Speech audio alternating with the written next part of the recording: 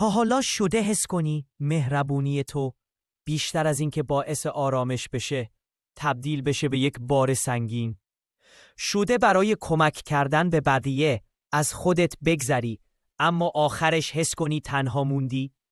یا شده فکر کنی که چرا آدمهای مهربون برخلاف ظاهر آرامشون بیشتر آسیب میبینن؟ انگار یک راز پنهان توی وجودشونه، رازی که کمتر کسی بهش توجه میکنه اما تو همین الان داری باهاش زندگی میکنی. این راز اینه که مهربونی بدون شناخت و بدون مرز میتونه تو رو فرسوده کنه، ولی وقتی دلیلش رو بفهمی مهربونی تبدیل میشه به یک قدرت نه یک ضعف. حالا بیا 3 آسیبی که آدمهای مهربون تجربه میکنن رو دقیق و روشن بررسی کنیم و ببینیم چطور میشه جلوی اونها ایستاد. شماره 1. خستگی همدلانه.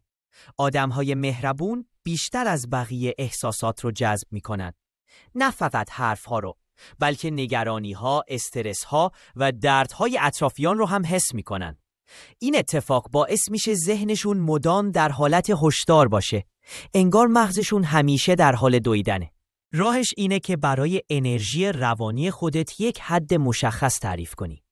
قرار نیست همه رو در یک روز نجات بدی.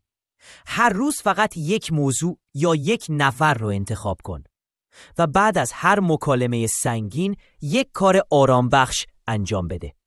قدم زدن، یک چای گرم یا حتی 5 دقیقه سکوت. همین کارهای کوچک سیستم عصبی رو به حالت طبیعی برمیگردونه. فلسفه میگه تو میتونی چراغ باشی اما نمیتونی مسیر رو به جای دیگران قدم بزنی. یعنی قرار نیست بار همه رو به دوش بکشی. شماره 2. نداشتن مرز. خیلی از آدمهای مهربون بلد نیستن نه بگن. نه به خاطر ضعف، به خاطر اینکه نمیخوان کسی ناراحت بشه. اما این موضوع در طولانی مدت باعث میشه احساس خشم پنهان جمع بشه و آدم از خودش دلخور بشه. راهش اینه که از ساده ترین شکل مرزبندی شروع کنی. قرار نیست جمله های سخت بگی.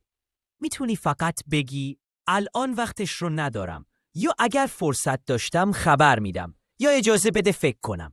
مرز گذاشتن یعنی احترام گذاشتن به خودت، نه بی احترامی به دیگران.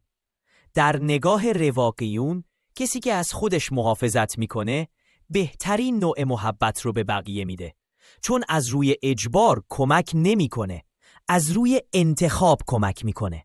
شماره 3. وابستگی به تأیید دیگران. خیلی از آدمهای مهربون ارزشمندی خودشون رو از واکنش دیگران میگیرن.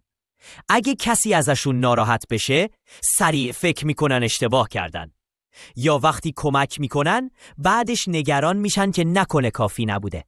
این رفتار معمولاً از کودکی میاد، جایی که آدم وقتی مفید بود دیده میشد و حالا ناخودآگاه همین الگو رو ادامه میده. راهش اینه که هر روز چند جمله درباره توانایی‌ها و ارزش واقعی خودت بنویسی. نه برای اینکه کسی ببینه، فقط برای اینکه مغزت یاد بگیره ارزش تو از درون میاد، نه از نگاه بقیه. در فلسفه تائو گفته میشه آب نرمترین چیز دنیاست، اما هیچ چیز به اندازه اون قدرتمند نیست.